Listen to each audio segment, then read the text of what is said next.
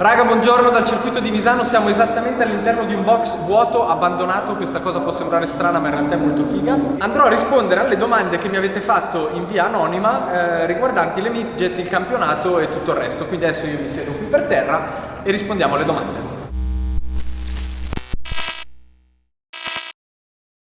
Come ben saprete, a Misano Alberto non corre, non ha corso, perché questo video lo stiamo registrando dopo gara 2, oggi è domenica. E la prima domanda è: cosa ne pensi del tuo nuovo compagno? Il mio nuovo compagno per questo weekend è Luca Frank, pilota della Clio Cup, e credo che sia, nonostante delle vicissitudini accadute ieri in pista, credo che sia un pilota molto valido, è molto forte, lo dimostra comunque in pista tutte le volte, per cui sono contento di poter rubare 2 o 3 trucchetti anche a lui, soprattutto in questa pista che è la pista di casa sua. Domanda numero 2: che macchina usate voi? Noi usiamo al momento il campionato è il campionato Midget 2 litri ed è un campionato che nasce in Francia, riportato in Italia con lo stesso identico format del campionato francese. Le macchine sono dei prototipi tubolari con motore Renault Clio RS del 2008, un 2004 cilindri aspirato. Prossima domanda: potresti portare la macchina a Livigno a fare un po' di rally? Allora, mettiamola così, concettualmente potrebbe essere molto divertente perché è una macchina a trazione posteriore con una buona coppia e il ponte bloccato.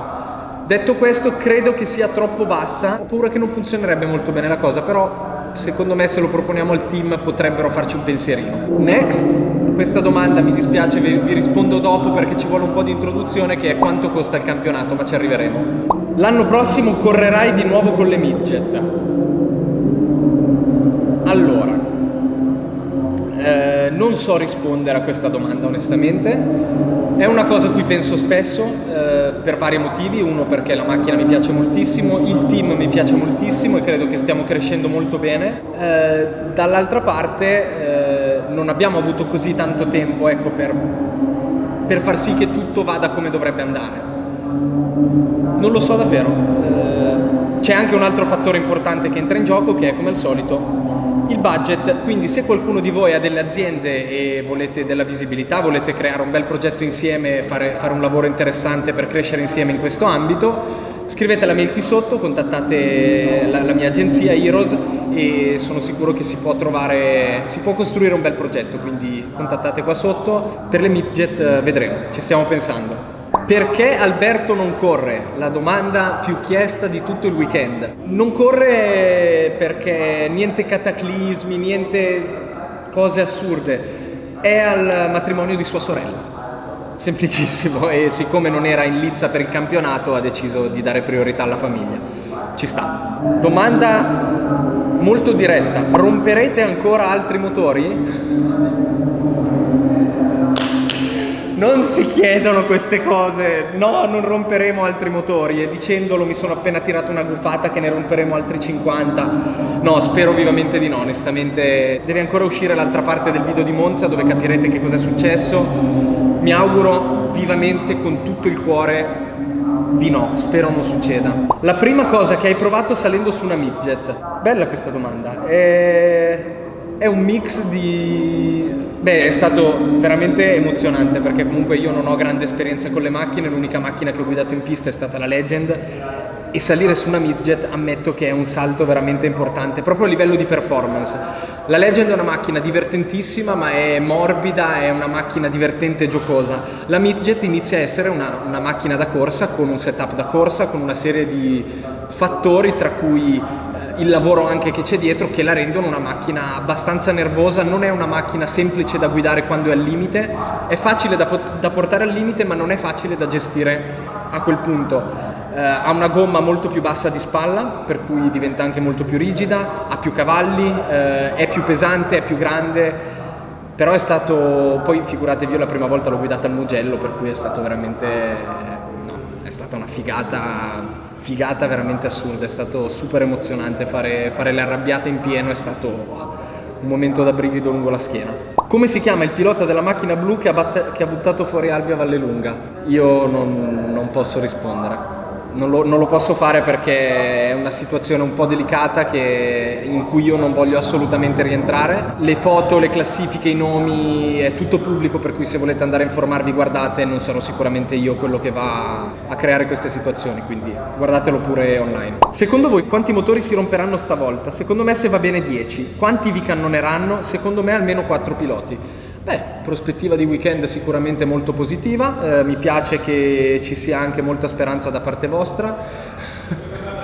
Una tragedia greca praticamente, ma sai la cosa più bella? Tu ancora non sai com'è andata a Misano e ci hai quasi azzeccato. No dai, non è vero, è un po' pessimistica come previsione per un weekend di gare, lasciamo qui.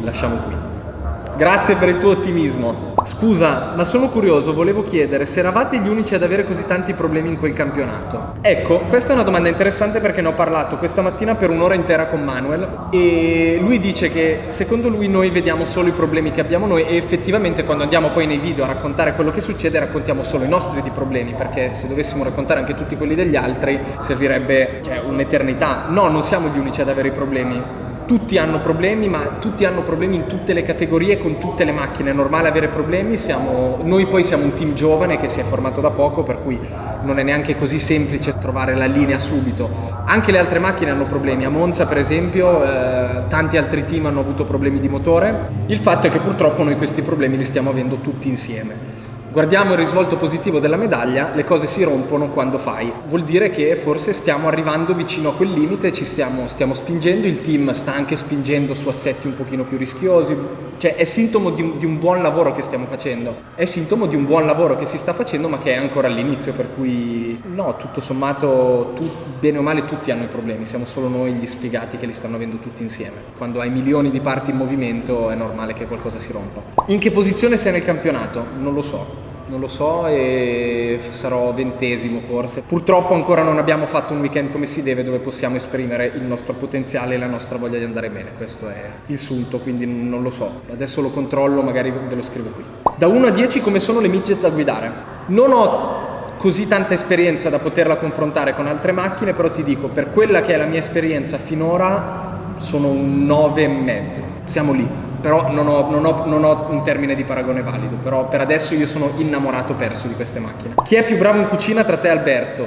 Ma signori, di che cosa stiamo parlando? Ovviamente io, andate a guardare il video di Alberto di Monza e capirete che faccio un risotto spettacolare. Non vorrei alzare troppo le aspettative, è importante restare umili, ma ampiamente meglio io. Se volete facciamo anche una sfida, anzi facciamo così, scrivete nei commenti se volete una sfida di cucina tra me e Alberto, scrivetelo qui sotto, se vi piace come idea la facciamo il prima possibile, novembre dell'anno prossimo. Perché siete molto sfortunati con le midget? Perché siamo molto sfortunati con le midget? Anch'io me lo chiedo, non lo so. Hai mai pensato di finire la corsa sulle midget pensando a tutto quello che è successo e sta succedendo? Sì, ci ho pensato, onestamente.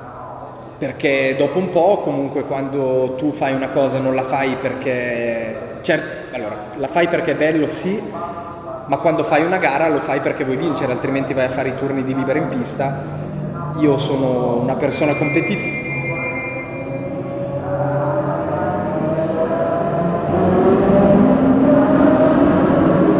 Io sono una persona estremamente competitiva, quindi quando entro in pista lo faccio per vincere, anche se chiaramente non ho sempre le carte in regola o il potenziale per vincere, però l'idea è sempre quella. Quando una volta esci, una volta ti buttano fuori, una volta rompi il motore, una volta quello, una volta quell'altra, a una certa ti cade un po' tutto, ti passa la voglia, però sono momenti di non totale lucidità, per cui poi quando ti siedi, ti raffreddi, sbollisci, resetti i pensieri e dici ok, però tutto quello che sto facendo adesso comunque lo sto facendo per un progetto più grande, lo sto facendo per esperienza, per migliorare, per cui sì, ho pensato di smettere, ma 10 minuti dopo mi è tornata la voglia di risalire in macchina. Sei felice? Che bella domanda. Sì, sono molto felice. Ieri un po' meno, ma oggi sono molto felice, sì. Grazie per la domanda. Come riuscirete a distruggere la macchina questa volta? In un modo che ancora non avete visto. Un modo totalmente nuovo per fare danni alla macchina. Rimanete collegati al canale, iscrivetevi se non siete iscritti.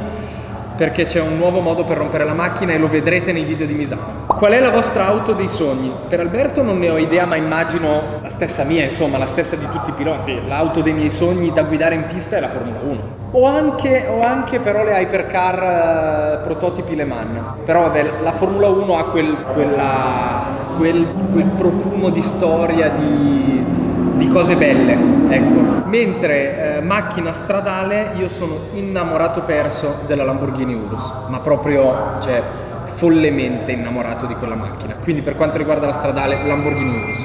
Ma quando Albi o te spaccate la macchina in gara, non vi girano un po' le scatole che uno per colpa dell'altro non può gareggiare, o se lo fa con la macchina con piccoli problemi perché è stata appena rimontata? Sì, girano le palle tanto anche, però d'altronde quando corri in un campionato diviso con 2 piloti sai che può succedere, per cui c'è anche da dire che, ragazzi, cioè, nessuno dei due ha mai fatto apposta a rompere la macchina. Non è che Alberto entra in pista e dice adesso spacco la macchina così Jan non corre. Lui non ne può niente, se gli vanno addosso, se si rompe il motore, sarebbe potuto succedere a chiunque o a entrambi, per cui no. Qual è la cosa che ti piace più del campionato midget? Mi piace molto la macchina e principalmente quello, è una macchina divertente, reattiva, dinamica, è una macchina comunque veloce ed è un campionato che costa relativamente poco in termini motoristici. Quindi direi principalmente la macchina, anche l'ambiente e il team però sono una cosa che mi piacciono tanto. Sei contento di essere stato 3 decimi sopra NASCAR? Allora, fermi tutti. Ammetto che va bene l'assetto, va bene una cosa e l'altra, ma lì ho veramente goduto tanto. Lì ho goduto proprio tanto perché era un obiettivo della stagione, era riuscire a battere NASCAR in un turno, che non vuol dire battere l'ultimo arrivato, vuol dire battere un pilota forte. E sì, lì ho proprio goduto tanto, ma gliela menerò per tutta la vita. Preferiresti avere il cambio manuale? Secondo me la domanda qui è: preferiresti avere il cambio al volante? Perché la Midget ha già un cambio manuale sequenziale, innesti diretti, però comunque manuale. Preferirei averlo al volante. Sì, ne ho provata una con il cambio al volante un mesetto fa e mi è piaciuta tanto. Sì, quello forse, se dovessi correre ancora il prossimo anno, sarebbe uno degli aggiornamenti da fare. Quanti cavalli ha una Midget? Teoricamente una Midget bancata dovrebbe avere 225 cavalli, 224,9 in realtà da regolamento. Quanto ti è costato entrare nel campionato? Dopo ne parliamo. Com'è correre con Nasca? Correre con Nasca è estremamente formativo. Lui è un pilota con molta più esperienza di me, ma soprattutto è un pilota che sa spiegare e sa trasmettere le competenze, che non è cosa da tutti, e non è cosa da tutti il voler trasmettere le competenze, quindi è competente e bravo a spiegare, quindi per me è l'esperienza più formativa che potessi fare nel motorsport. Cos'è successo al Leo Racing Team? Ragazzi, questo io non posso dirvelo, per cui Leo so che farà un video a riguardo, andate sul suo canale a guardarlo, vi spiegherà tutto lui, non voglio proprio essere io a spiegare questa cosa, però cose poco piacevoli. Quanti soldi avete pagato con tutti i danni?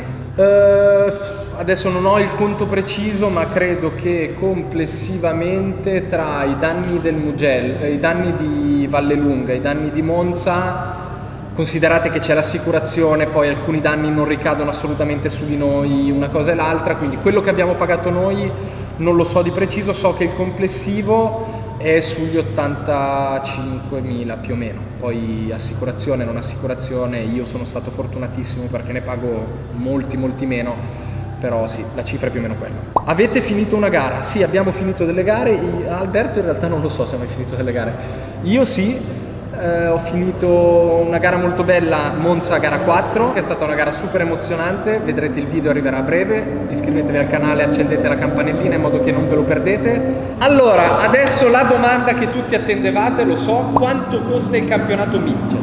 Allora, il prezzo che vi sto per riportare è un prezzo che esclude danni, gomme extra, i test, i viaggi, le spese. Ok, quindi è proprio l'iscrizione al campionato con il noleggio della macchina, approssimativi, ok, e con l'assistenza del team. Include la benzina, i set di gomme per le gare e basta. Ed è approssimativamente, dipende dal team, dipende dai contratti, dipende da tante altre cose, per cui prendetelo veramente con le pinze, è un prezzo che va dai 30 ai 35 mila euro più o meno. Poi si apre il discorso assicurazioni e danni, e anche lì dipende da che assicurazione prendete, da con chi la stipulate, da chi la gestisce, da come vengono fatti i danni, eccetera eccetera. L'assicurazione include 4.000 euro di franchigia, questo significa che i primi 4.000 euro di danni li si pagano, e copre fino a 20.000 euro. Dai 20 in su purtroppo si paga tutto. Sicuramente se scrivete un team per fare un test saranno più che disponibili nel darvi tutta la prezzistica e la valutazione del test. Niente, questo è quanto. Quindi, come tutti sappiamo, il motorsport è uno sport che costa tanto. Fortunatamente ci sono categorie come queste che ti permettono di correre in piste e in campionati bellissimi, piste di livello mondiale, per cifre relativamente basse, sempre parlando in termini di motorsport. Chiaramente 30.000 euro non sono assolutamente pochi. Io colgo l'occasione per ringraziare chi mi aiuta fare questo campionato, perché da solo non ce la farei mai, e siete innanzitutto voi iscritti al canale, e poi ci sono i miei sponsor che come al solito sono sempre carinissimi nel supportarmi, e abbiamo costruito dei bei progetti insieme. Metto tutti i loghi qui, vi ringraziamo. Direi che questo video si può concludere qui, spero di aver esaudito tutte le vostre curiosità. Niente, ci vediamo nel prossimo video, ciao! I hear him chat with the boys. Nice keep walking, yeah. Just too sharp with the prize. Let the girl tell me I'm awesome, yeah. Hot like fire on a pan. If you wanna touch me, please use caution.